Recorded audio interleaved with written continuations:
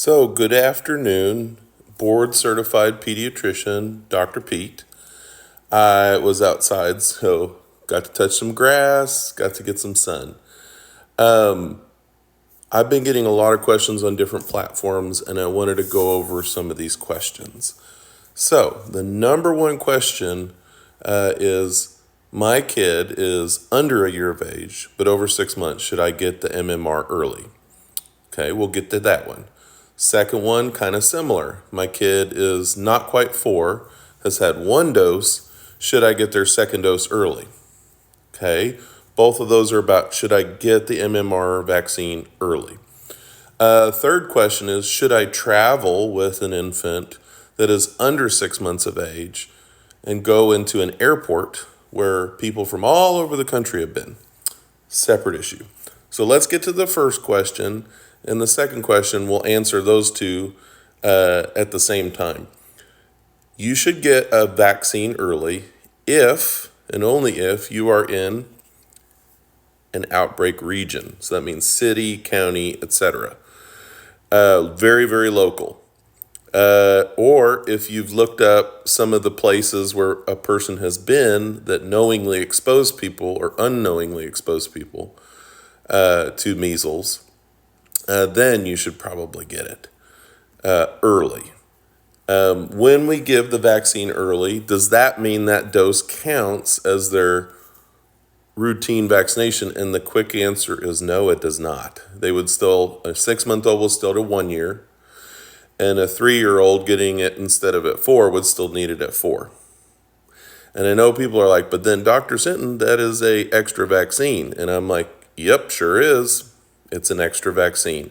But it is a risk that is very slight because the vaccine is very safe, that is worth taking if you are in the specific circumstances. So that is answered.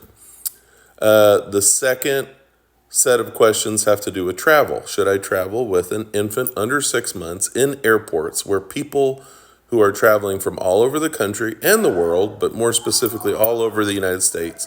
So could somebody from Texas that has been in one of the counties that has been labeled as an outbreak region be traveling in an airport that you might be in as well? The answer is yes, somebody could be there. Now, how close do you have to be to that person? 50 feet. So let me be abundantly clear. You can be very far away. They can be at the other gate from you and you were exposed. So think really hard about travel. I know travel is expensive, and I know some airline fees are not very forgiving if you cancel travel. So that needs to be something taken into your particular family's circumstance. But a little baby in an airport with people from all over the United States, specifically, there could be people in that airport from areas that were exposed. Now, someone might say, well, doctor, if it was a Mennonite community, do they get on airplanes? And I might be like, yeah, that's a good point. Maybe the Mennonites don't get on airplanes. I know they drive cars and use cell phones. They just refuse modern medicine. So we know that they don't get vaccinated. We know that they do not allow all the things that we might be able to do to save a child's life.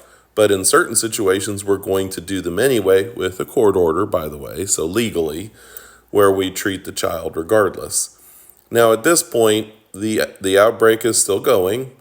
It is still considered pretty small because we had a much bigger one in 2018, 2019. It pushed almost 1,500 cases. And it was also in a community where there was very, very low vaccination rates. That one was in Oregon.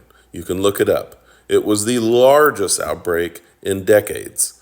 And this one by far is not the largest. We've had bigger, but it's not over with. And it's only March 1st. So we are not even 2 months into this year. We're going into the 3rd month of this new year. And we already have almost a couple hundred cases. So it's not looking good. It's not looking good. So we're probably going to eclipse that case count for the last time we got really high. So hopefully that answers some of the questions that people have had. I know there's a lot of confusion, but I've had to answer these questions before, so I'm glad to do it again. And I hope this helps people have a good conversation with their pediatrician that is in their local area and in their local region, and you guys decide together what's best for you. Thank you very much.